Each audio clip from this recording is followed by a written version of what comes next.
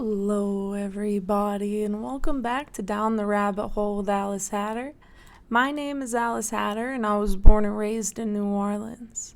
On today's episode, we're going to answer the question, who is Tana Mongeau? After my last video, I had a lot of people asking, who is that? Now this is more of a who is Tana Mongeau to me as one of her fans. So Tana began her fame journey in 2015 on YouTube. She created a storytime channel like me, but her face is in her videos. She is fully in her videos. She started making videos about her stalker. They got really popular on YouTube. We both have stalkers. Our fathers both served in the military. We both get banned from things. We both painted our faces like clowns when we were being clowned.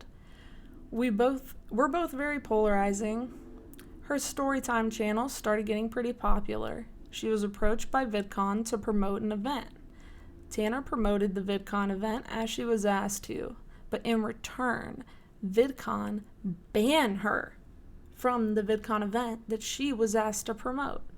Now, y'all, you know my history with being banned from things, so I really feel for Tana on this one. The audacity of VidCon to do this to a hardworking creator, it's just sad. So Tana, being the entrepreneurial genius that she is, she created her own version of VidCon. This was an all-inclusive convention where fans can come and meet their YouTube stars. She planned the Tanacon event on the same day as VidCon, just blocks away at a nearby hotel. It was basically her version of VidCon. She enlisted many popular YouTubers to attend VidCon, including Shane Dawson, Bella Thorne. Shane said agreeing to Tanacon was the worst decision he'd ever made in his life. Tanacon was a massive failure. There was no food, there was no water, there were no bathrooms, no security, no permit for the event. There were riots. People got third-degree sunburns from waiting outside of a hotel to meet YouTube celebrities. People were passing out due to heat stroke. The paramedics showed up. People were moved from the event on stretchers. The event was ran and set up by a 20-year-old on a Segway with bleach blonde hair. Now, when I was 20, I couldn't put on a festival, but this guy was But I also, when I was 20, I didn't have a Segway. So maybe this guy's capable of more than I was when I was 20. But when I saw this guy, I was like, this is the guy who started the event? This guy on the Segway? Anyway, James Charles was there and he was freaking out because everything was a total disaster. Shane called Tanacon the Titanic. I called it epic pandemonium created by Gen Z. It's time to math, time for Tana math. The tickets to Tanacon were $65 each.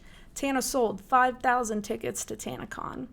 Tana possibly made $325,013 before taxes on this event, if she kept all the money she made off of the tickets to herself. That we don't know. But we do know that 65 times 5,000 is $325,013. That's a lot of money. But yeah, so the max capacity for the hotel lobby at Tanacon was held out was 1,018 people, and still 5,000 tickets were sold to the event. Why? Maybe it was a conspiracy? There were supposed to be free tickets given out for Tanacon, but at Tanacon, no one met anyone who received a free ticket. Conspiracy? On YouTube, Tana told her fans to attend Tanacon to meet her. On YouTube, Tana told her fans to attend Tanacon. She wanted to meet her fans for free and cause a ruckus. Well, Tana, let me tell you, you most certainly caused a ruckus, my girl. It worked out, and that's how I found out about you. If you wouldn't have done Tanacon, I wouldn't know who you are, and I didn't have to wait in line and get sunburned like the other idiots. Well, the attendees of the festival spent thousands of dollars in travel costs to, meet Tana at Tanacon. They received no refund. They got sunburns. They got heat stroke. They got dehydrated. I mean, everybody survived. Nobody was seriously injured. This wasn't a Travis Scott concert. You know what I'm saying? One girl who attended said she felt like she was in a conspiracy. And I truly believe that that girl is who came up with the name for Shane and Jeffree Star's Conspiracy Palette. That is where Shane got the idea to make the name Conspiracy Palette. It all stems back to Tanacon. But you can't answer the loaded question of who's Tana Mongeau without mentioning Tanacon. I'm sure Queen Tana would like to move away from the topic of Tanacon. People paid money, stood in line, got sunburned, traveled across the country to meet Tana, and they never even got to meet her. All I had to do was finish up work and walk outside. There she was, standing like an angel. I've always been lucky like that. Moving on to 2019, Tana got fake married to Jake Paul. They broadcasted the fake wedding on pay-per-view. They charged $50 to $75 to watch the event. 66,000 people paid $50 to $75 to watch Tana and Jake get married on pay-per-view. Not to mention the live stream kept cutting out, glitching and freezing, and no one was refunded, even though the live stream wasn't working. Drama channels crack me up. They're always like, OMG, why would they do that? It was a cash grab, an obvious cash grab. They used the live event to swindle fans into something to pay for. Drama channels act like they do not understand this. Me being Alice Hatter, I understand this. Jake and Tana have both been on YouTube for many years. They both have traumatic past experiences. They've both been hurt by people in the past. As we all have, let's be real. They both both want similar things in life. Fame, money, no shame there. They live questionably lavish lifestyles for having grown up in lower to middle class American households. The amount of money it takes Tana and Jake to continue living these lavish lifestyles. I mean, y'all, let's be real. They need to scam 66,000 people to keep up their lifestyle of creating content. Let's do the math. We doing Tana math, y'all. All right, so the average ticket for the pay-per-view was $55 to $75. We're going to use the average cost of $62.50.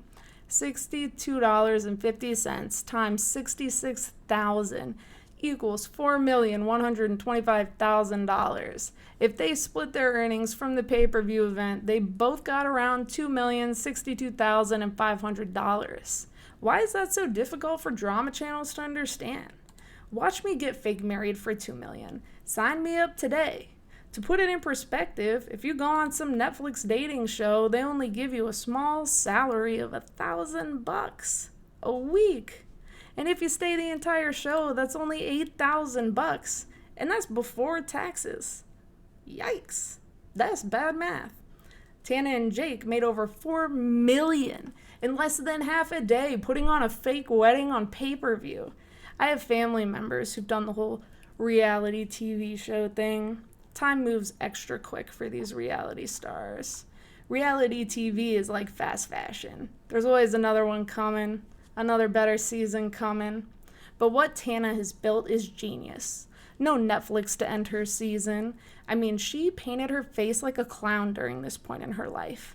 But girl, if you made out with $2 million, you are not a clown. I'm totally serious. Mad respect. So you ask me, who is Tana? Who's Tana Mongeau? Who is Tana Mongeau? Tana Mongeau is an entrepreneur, saleswoman, genius, master manipulator, savage influencer, and Only Stars fan. Obviously, there's more to Tana than any of her fans could possibly know or assume. But I am forever and will forever be Team Tana. I don't care how polarizing she is. I friggin' love her. I met her. She was one of the nicest celebrities I've ever met. And just a side note from my last video, she was wearing gray boots and a black leather jacket and a black leather skirt. The jacket and the skirt were not gray, but those boots really stood out in my mind. She was looking so fly, y'all. But until next time, everyone, thank you so much for tuning in to Down the Rabbit Hole with Alice Hatter. I hope you have an awesome evening. Oh my god, you guys, I'm editing and I was like, wait, I'm so dyslexic. Like at the end of like the thing, I'm pretty sure I say that Tana is a OnlyFans star, or like I was like, she's an OnlyStar fan. But like she's obviously an OnlyFans star. She's like a star of OnlyFans. Hee. Have a great night.